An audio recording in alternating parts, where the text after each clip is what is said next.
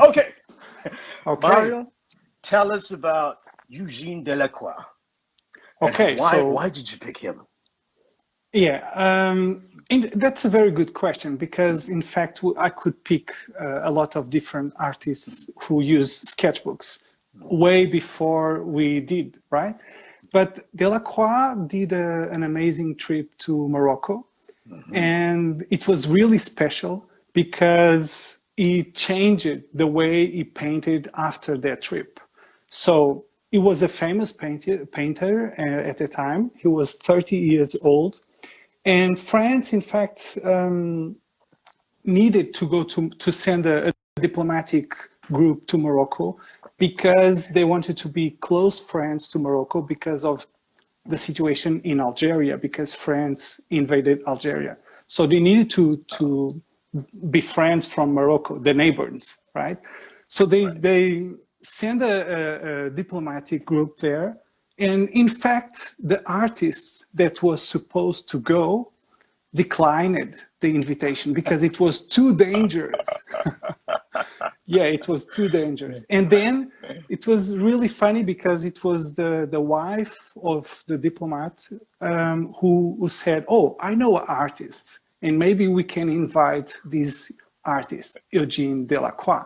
And she contacted him, and he accepted the invitation. Yeah, Yes, and who wouldn't? of Well, course. I think any one of us would jump at it. But okay, tell us about this amazing trip to Morocco and why in particular you concentrated on talk on the subject of his sketchbooks for that trip. Yeah, well, it was a last minute invitation, so we didn't have the time to organize all the stuff in the art materials. So he picked different sketchbooks with different sizes, one landscape, other in portrait size, a small one. So, and in fact, we don't know exactly how many sketchbooks he Hmm. filled because we know that when his studio was sold, when after his death, he had 7 sketchbooks. But Hmm. nowadays, we only know 4, 3 at the Museum au Louvre and a different one in other museum. And we don't know about the others. And some critics say that he had 12 sketchbooks. So there is some Wow. mystery around this Oh, trip and his sketchbooks. okay. And so that's one part.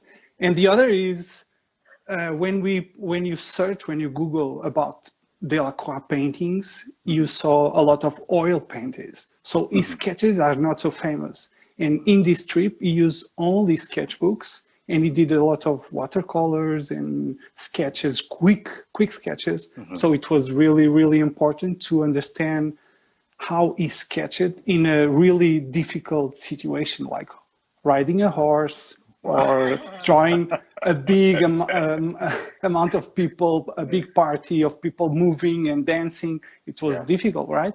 And that's why the sketches are really beautiful. And there's so much for us as urban sketchers to learn from something like that, right? On location. And Exactly. I It was impossible to set up the stool and the whistle and whatever, right? So he just opened the sketchbook and decided to take notes, written notes, like, okay, this should be red and this needs to be yellow. And in that day at night, or maybe in the next day, he will paint with watercolor the sketches he made. So everything was really rushed. And in fact, I think one of the really interesting things is we urban sketchers, we tend to do sketches really beautiful in the sketchbooks, like finish painting to ready to put on the wall, right? But when you go and understand what he did in his sketchbooks, there are really raw sketches, like draft, and so you see the spirit of the moment to be there. It's like if I was there, probably I will do kind of the same thing because there was no more time to do nothing else. yeah. Yeah. It's just like no time.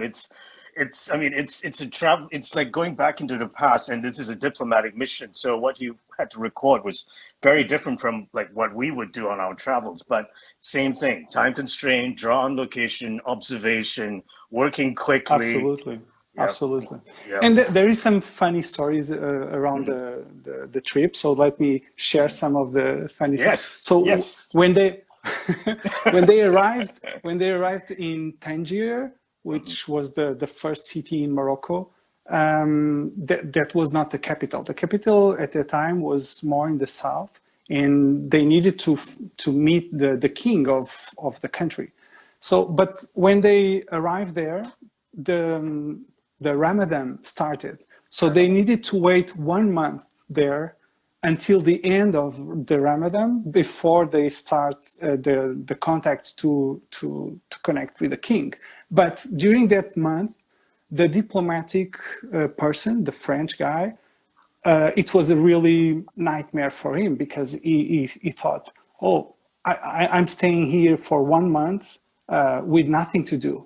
But for Delacroix, it was an amazing, opportunity, right? So I have an extra month Yeah, to sure. sketch, right?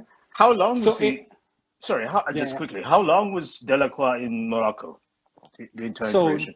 yeah, the entire trip was 6 months.